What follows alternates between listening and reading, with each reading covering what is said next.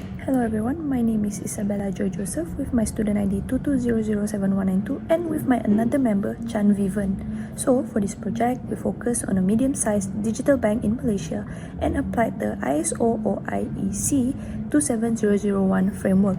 From this project, we'll be sharing on how the organization manages its security, risk, continuity, and staff awareness. So without further ado, let's get started. I'll begin by introducing the domain selected for this project, which is the financial sector. Specifically, the focus is on digital banks that operate entirely online. This sector is highly sensitive because it handles large volumes of confidential customer data and financial transactions. It is also one of the most heavily targeted sectors by cybercriminals due to its high value in assets and the trust customers place in it.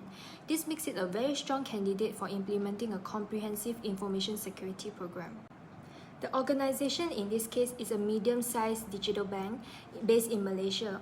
It has around 250 employees and serves approximately 150,000 customers. There are no physical branches. All operations are conducted digitally through mobile apps and online platforms. The structure introduces specific security challenges, especially in terms of data privacy, secure authentication, and ensuring 24/7 service availability. The organization's size and digital-first approach makes it a perfect fit for applying a structured standards-based security model like ISO IEC 27001. The chosen information security management model is ISO IEC 27001. It's one of the most widely adopted global standards for information security. It provides a structured and risk-based approach to managing sensitive information and includes 9 discrete security controls that organizations can apply based on their needs. ISO 27001 emphasizes continual improvement through the PDCA cycle, plan, do, check, and act, which ensures that security processes are not only in place but are regularly reviewed and enhanced over time. There are several reasons why ISO IEC 27001 is a good fit for this organization. First, it aligns with the risk management mindset already in common in the financial sector. It also supports compliance with Malaysian laws like the PDPA and the Financial Services Act, as well as guidelines from Bank Negara Malaysia. And another reason is the trust factor. When customers know a bank follows international security standards, it builds confidence. And finally, ISO 27001 offers a flexible control framework that's ideal for organizations operating entirely in the cloud. This model is highly relevant to the organization's structure and digital operations. Since the bank relies on mobile apps, cloud storage, and the APIs, the controls provided by ISO IEC 27001 can be mapped directly to those systems. It also scales well, so as the bank expands and adopts new technologies, the same framework can be applied. Most importantly, ISO 27001 doesn't just focus on technical tools. It addresses the people, the processes, and the governance, making it a well-rounded choice for modern digital banking. Let me begin with the security program, structured design for our medium-sized digital bank. This program follows the ISO or IEC 27001 framework, which provides a comprehensive and risk-based approach to managing information security. The entire structure is overseen by an information security steering committee that ensures alignment with business goals and compliance requirements. It integrates people, process, and technology supported by clearly defined policies, technical and administrative controls, and even physical safeguards. Most importantly, it operates on the PDCA cycle, which is plan, do, check, and act, promoting continuous improvement and adaptability against evolving cyber threats.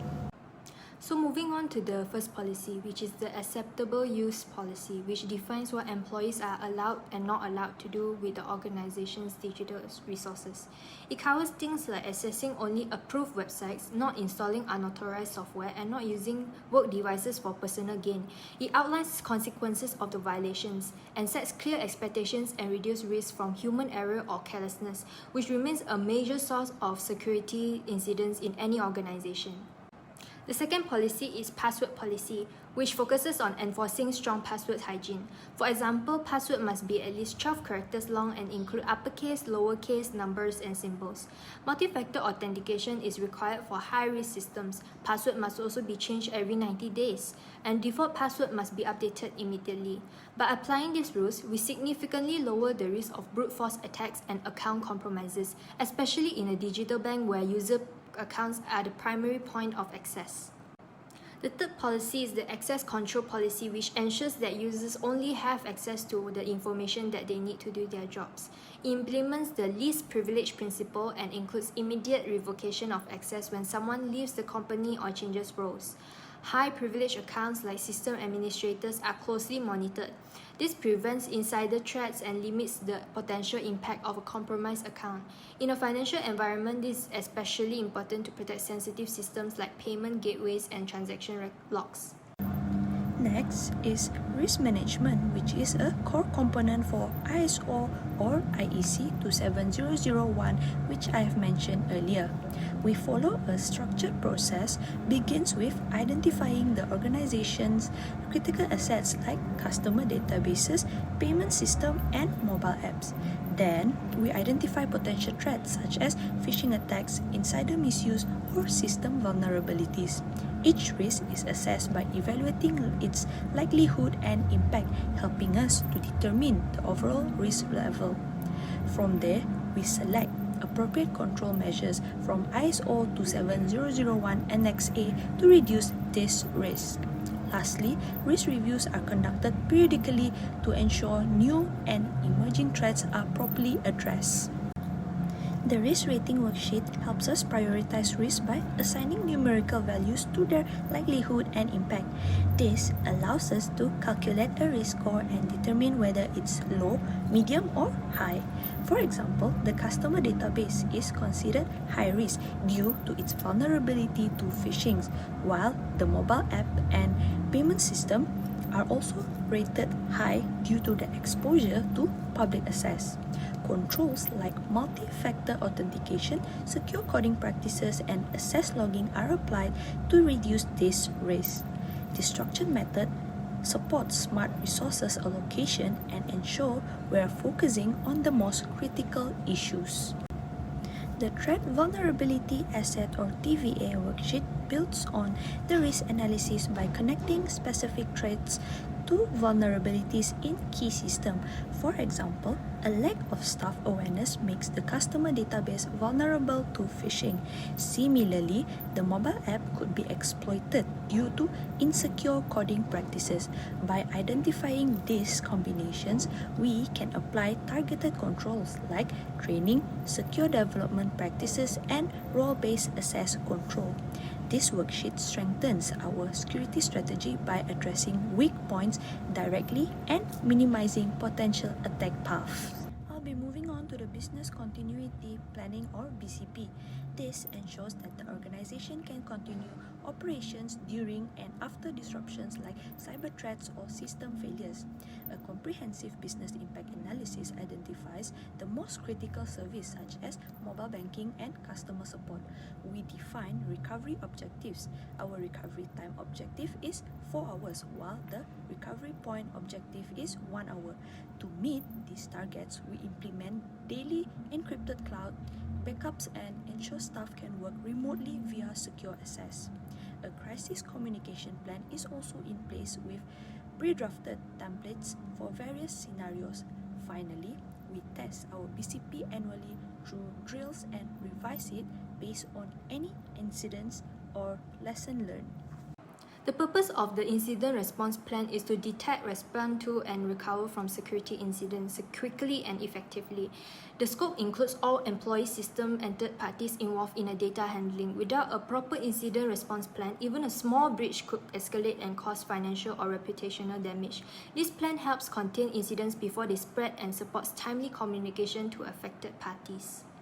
Some common types of security incidents for digital banks include phishing attacks, malware infections like ransomware, unauthorized access attempts, data leaks, and denial of service attacks. System outages also count as incidents if they affect customer-facing services. Recognizing and categorizing incidents correctly is the first step in responding appropriately, which is why identification is the key phase in the incident response lifecycle. The incident response team consists of 5 main roles: the incident manager that leads the overall coordination, the IT security analyst that handles log analysis and technical containment, the communications officers that ensures proper messaging to internal staff, customers, and regulators, the compliance representative that checks for reporting obligations, and lastly, the recovery coordinator that manages the restoration of systems. Each member has specific tasks to avoid confusion and delays during a real incident. Our plan follows a 6-phase incident response process. First, we prepare with training and tools. Then, we identify any incidents through monitoring. Next, we contain the threat to prevent it from spreading. After that, we eradicate the root cause, for example, removing the malware. Then, we recover and restore operations. Finally, we conduct a lessons learned review to improve the response process for the future. This structured approach helps reduce chaos and speeds up recovery. All employees are required to report any suspicious activity immediately. We also have a pre-written communication templates to notify regulators, customers, and staff, especially important in the financial sector where fast and clear messaging is critical. Any violations of the policy may result in disciplinary action. Overall, communication and enforcement are just as important as technical response actions because they help maintain trust and compliance during a crisis. Lastly, we have awareness and training, which plays a vital role in reducing human error, which is a leading cause of cyber incidents. New employees go through mandatory security induction training that covers phishing, data handling, and reporting procedures. We also run monthly campaigns with posters, quizzes, and newsletters to keep everyone informed and alert. Simulated phishing emails are randomly sent out to test staff readiness, and those who fall for them receive additional support. For our technical teams, we provide targeted training on secure coding, system hardening, and incident response.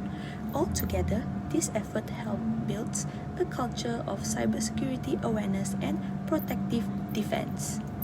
In conclusion, this project demonstrates how a medium-sized digital bank can implement a robust and practical information security program using ISO IC 27001. By combining strategic decisions like policy development with operational components such as incident response, the organization is much better equipped to handle cyber threats and maintain customer trust. This collaborative effort shows how people, processes, and technologies must all work together to ensure long-term reliance and regulatory compliance in the financial sector. Thank you for your time.